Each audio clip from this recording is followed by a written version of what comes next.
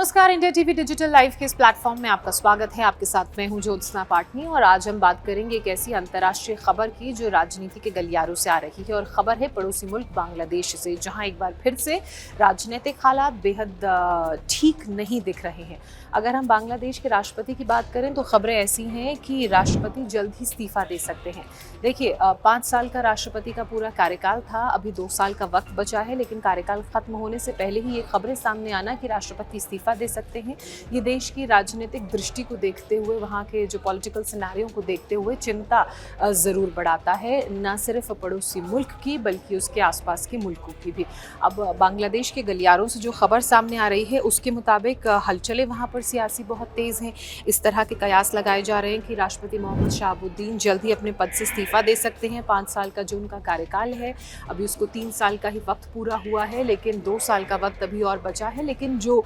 हलचलें हैं वहाँ के सियासी गलियारों से, वो इस तरफ इशारा कर रही हैं कि शायद वो अपने पूरे 5 साल का कार्यकाल नहीं कर पाएंगे और ऐसे में उनका इस्तीफा संभव है। अब सबसे बड़ा सवाल जो मन में उठता है वो ये कि इस्तीफे का कारण क्या है और क्यों इनके इस्तीफे को लेकर अटकलें लगाई जा रही हैं। दरअसल जब 2024 में बांग्लादेश में विरोध प्रदर्शन हुआ था, जिस प्रदर्शन में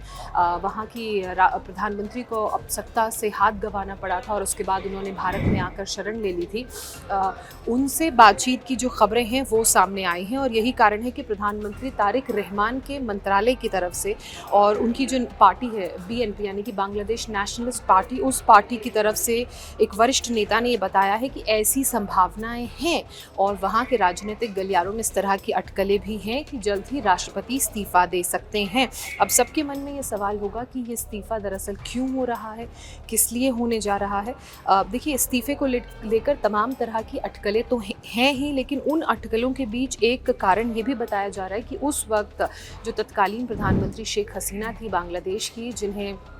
उस पूरे संघर्ष के दौरान बांग्लादेश छोड़कर भारत में आना पड़ा था, जुलाई से अगस्त 2024 में जो बांग्लादेश में संघर्ष हुआ था, जिसकी वजह से एक पूरी सत्ता बदल गई थी और शेख हसीना की जान पर बनाई थी और उन्होंने राजनीतिक शरण यानी कि पॉलिटिकल असाइलम के लिए अलग अलग देशों में कोशिश की और वो पड़ोसी मुल्क भारत में आ गई। तब से वो भारत में ही रह रही थी।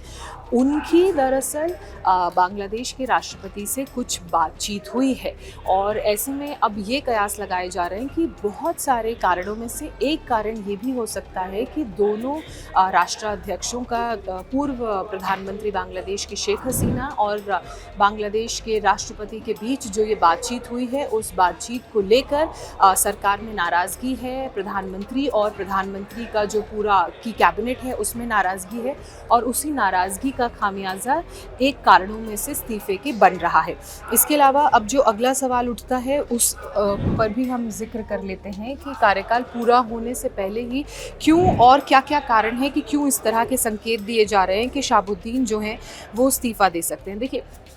पहले आपको समझना पड़ेगा कि दरअसल शहाबुद्दीन कौन है और किस तरह से वो बांग्लादेश के राष्ट्रपति बने, किस पार्टी से वो ताल्लुक़ रखते हैं, डायरेक्टली इनडायरेक्टली। शहाबुद्दीन की अगर बात की जाए तो एक ICTBT करके इंटरनेशनल क्राइम ट्रिब्यूनल बांग्लादेश में गठित की गई थी और इसका गठन शेख हसीना के वक्त में किया गया था ताकि 1971 की जो आज़ादी की क्रांति बांग्लादेश ने लड़ी और पाकिस्तान से ये मुल्क अलग हुआ, उस दौरान जो भी इस मुक्ति संग्राम से लोग जुड़े हुए थे, पूर्व सैनिक थे और निचली अदालत के जो जज थे, वो दरअसल मोहम्मद शहाबुद्दीन थे और उन्हें 2023 में इस पद से नवाजा गया था, उन्हें देश का राष्ट्रपति बनाया गया था और शेख हसीना का करीबी भी उन्हें माना जाता था। और जब ये पूरा सत्ता परिवर्तन बांग्लादेश में हुआ तो उस दौरान एक इकलौते व्यक्ति शहाबुद्दीन थे जो राष्ट्रपति के पद पर काबिज रहे। हालांकि अगर आप शेख हसीना की बात करें, उनकी कैबिनेट की बात करें, उनकी पार्टी की बात करें तो उसे पूरी तरह से ख़त्म करने की कोशिश हुई, उनको उनके पद से हटा दिया गया। कैसे रातों रात वो प्रधानमंत्री आवास से भागकर अपनी जान बचाकर भारत पहुंची थी शरण लेने के लिए, वो सारा घटनाक्रम अभी हमारे दिमाग में बहुत ताज़ा है, अभी ज़िंदा है। लेकिन उस घटनाक्रम के बाद भी वो राष्ट्रपति की कुर्सी पर मोहम्मद शहाबुद्दीन बने रहे। तो ऐसे में अब जो नाराज़गी प्रधानमंत्री और प्रधानमंत्री की पूरी कैबिनेट और राष्ट्रपति के बीच देखने को मिल रही है, उसका एक कारण तो ये भी है कि शेख हसीना से उनकी फ़ोन पर बात होना। इसके अलावा बीएनपी सरकार बदलाव पर भी विचार कर रही है। बांग्लादेश नेशनलिस्ट पार्टी राष्ट्रपति को बदलना चाहती है। इसका एक बड़ा कारण इस लिहाज से भी ये कहा जा रहा है कि अभी हाल ही में शेख हसीना की तरफ से ये ऐलान किया गया था कि वो बांग्लादेश वापस जाएंगी और इस साल के अंत तक वो बांग्लादेश जा सकती हैं। ऐसे में बांग्लादेश की सरकार ने और वहाँ के प्रधानमंत्री की तरफ से कहा गया था कि वो बिल्कुल स्वागत करते हैं शेख हसीना का बांग्लादेश में, लेकिन जो भी उन पर आरोप लगे हैं उन आरोपों के लिए उन्हें इंटरनेशनल कोर्ट के सामने, जैसा कि मैंने आपको बताया, international crime tribunal ICT Bangladesh के सामने उन्हें पेश होना पड़ेगा। इसके अलावा शेख हसीना और उनके जो उस वक्त के पूर्व गृह मंत्री थे खान कमाल, इन दोनों पर जुलाई अपराइज यानी कि जुलाई विद्रोह में शामिल होने का भी आरोप था और इस दौरान कई विरोध प्रदर्शन इनकी तरफ से किए गए और उसको दबाने की कोशिश के तहत भी इनकी एब्सेंस में, जब ये लोग देश में नहीं थे, इन्हें मौत की सज़ा सुनाई गई। तो उस मामले में अब पूरी तरीके से जांच होगी और जांच के बाद ही किस तरह से ये बांग्लादेश में रह पाएंगे या इन्हें कितनी सज़ा काटनी पड़ेगी या नहीं काटनी पड़ेगी, उसका फैसला लिया जाएगा। अब सबसे बड़ी बात यह है कि शेख हसीना के से बातचीत के बाद विवाद तो बढ़ा। दिसंबर में वो लौटने भी जा रही हैं, ऐसा वो ऐलान कर चुकी हैं, लेकिन लौटने पर उन्हें किस तरह से कानूनी प्रोसीजर्स के तहत ही स्क्रूटनाइज़ किया जाएगा, इन सारे कानूनों के अंडर रहकर उन्हें जो भी कोर्ट तय करता है उन सज़ा के प्रावधानों के तहत ही ये संभव हो पाएगा कि वो बांग्लादेश में अंदर रहेंगी जेल के या जेल के बाहर रहेंगी, उन्हें किस तरह से सज़ा दी जाती है, कोर्ट किस तरह से उनके पक्ष को सुनता है, कोर्ट की हियरिंग कितनी लंबी चलती है। लेकिन इन सारी चीज़ों के बीच, इन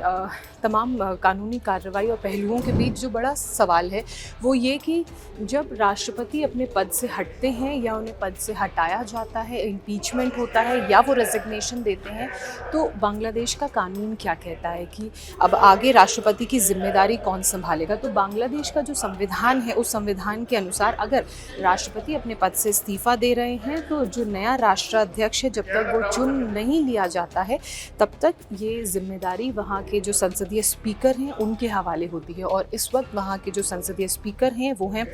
हफीजुद्दीन अहमद, जो अंतरिम राष्ट्रपति के तौर पर बांग्लादेश की कमान अपने हाथ में लेंगे, अंतिम राष्ट्रपति के तौर पर वो काम करेंगे और जब तक नया राष्ट्रपति चुन नहीं लिया जाता है तब तक बांग्लादेश के अंतरिम राष्ट्रपति की जिम्मेदारी वही निभाएंगे। अब ऐसे में ये बहुत महत्वपूर्ण हो जाता है कि राष्ट्रपति का इस्तीफ़ा, उसके बाद शेख हसीना का वहाँ पर पहुँचना, सत्ता का हस्तांतरण होना और किस तरीके से स्मूथली बांग्लादेश में चीज़ें चलती हैं ताकि वहाँ की गवर्नमेंट और वहाँ के लोगों पर इसका कोई इम्पैक्ट ना पड़े।